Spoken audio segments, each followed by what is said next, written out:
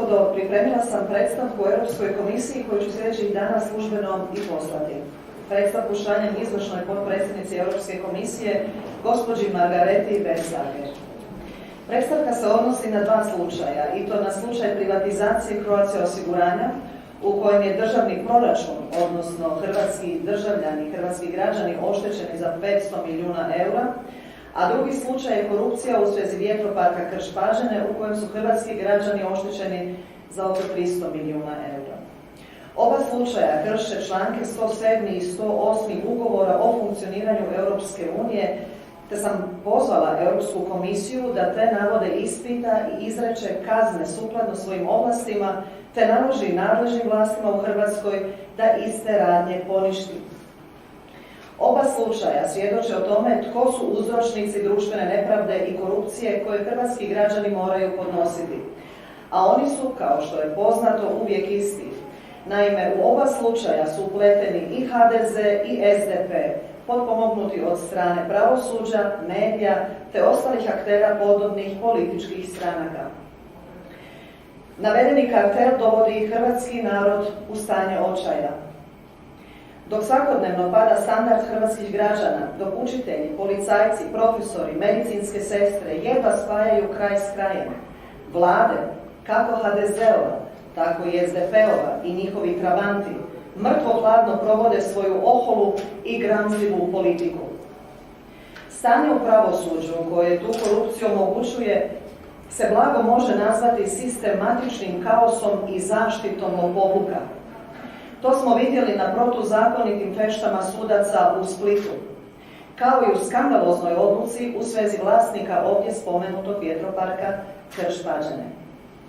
Da podsjetim, taj gospodin je bježao od hrvatskog pravosuđa i suprotstavljao se izručenju. Nakon što je Hrvatska, trošeći novce poreznih obveznika, putem međunarodne pravne pomoći ishodila njegovo izručenje, gospodin je sam prešao granicu i javio se policiji, bez da itko ikada utvrdi kako je i gdje prešao granicu, a sud ga u međuvremenu pušta da se brani sa slobode. Ovdje je sramota i ovo je sramota za pravni poredak i da budemo jasni, nisu hrvatski građani krivi za ovo stanje. To će možda mediji sada zlonamjerno izvrtati i tvrditi kako smo kao hrvatska država ili nacija loši. Ne, to nije točno. Nisu građani krivi, niti naša hrvatska domovina, već pojedinci koji imaju svoje ime i prezime. Konkretno u ovom slučaju to su vodstvo DORH-a koje u ladici drži 7 godina kaznenu prijavu u slučaju Croatia osiguranja, a u slučaju Krš-Pađene istražuje smiješne sume, a skriva kriminal u milijardama. Krivi su suci koji su pustili na slobodu osumnjičenog u svezi vjetroparka, te da je situacija normalna već bi bili otpušteni i protiv njih bi se pokrenula istraga, jer tu odluku nitko živ ne može razumjeti i svakome normalnome je jasno da je ovdje riječ o pogodovanju. S kojim motivima? To svakome ostavljam na prosudbu zašto jedan sudac donosi protuzakonite i protulogične odluke. Hrvatska korumpirana elita je navikla da sve protuzakonite rabote i kriminal traju jedan dan, onoliko koliko traju i medijski natpisi. Ali poručujem im da je ta jalova i štetna politika prošlost. Prije nekoliko mjeseci najavila sam da ću, ukoliko hrvatske institucije ne počnu raditi posao za koji ih mi građani plaćamo, internacionalizirati ovu nepodnošljivu korupciju. Podsjećam hrvatsku javnost da mi kao članica Europske unije imamo legitimno pravo zahtijevati funkcionalnu pravnu državu, a ukoliko te institucije ne rade svoj posao, da isto imamo pravo te institucije mijenjati, a odgovorne kažnjavati.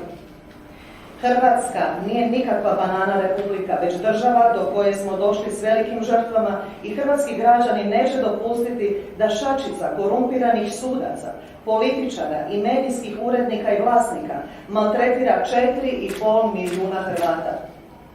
Ova predstavka je nova razina borbe protiv bezakonja, pogodovanja i nepotizma, koju smatram uzvišenom domoljubnom obvezom, jer kao što znamo, samo država u kojoj funkcionira vladavina prava može svojim građanima osigurati blagostanje i napredak.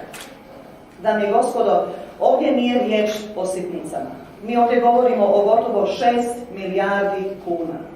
Sa 6 milijardi kuna koje bi sposobna vlada ciljano uložila u razvoj gospodarstva, mi Hrvatsku možemo pozlatiti. Tih 6 milijardi je novac hrvatskih građana i više ne smijemo dopustiti da nas odnarođeni politički moćnici i koje kakvi druge mutikaše ponižavaju i potkradaju. Ovu ću predstavku ponuditi i drugim zastupnicima, svojim kolegama, da je supotpišu kako bi istoj dali na važnosti i pri tome pozivam sve zastupnike, neovisno o njihovoj stranačkoj i ideološkoj pripadnosti, da se pridruže ovoj inicijativi. Jer korupcija i bezakonje nemaju stranačku ni ideološku boju. Mi u Hrvatskoj napokon moramo uvesti standarde da se nepravilnosti rasvijetle, počinitelji kazne, a građani obeštete. Na taj način stvarat ćemo društvo u kojem će vladati red, u kojem će se rad, rezultati i znanje nagrađivati, a ne rad, korupcija i privilegiranost kažnjavati. Za kraj želim nešto kratko razjasniti. Vrlo često mediji manipulativno u naslove o mojim nastojanjima pišu kako sam nekoga napala, žestoko optužila i tako dalje. A kojekakve pridjeve mi daju i same vladajuće strukture. Dame i gospodo, iznositi činjenice i istinu nije nikakav napad, već argumentirano europsko te pristojno djelovanje. Ovdje sam iznijela činjenice, a oni koji smatraju da sam iznijela neistinu, neka se jave sa svojim argumentima.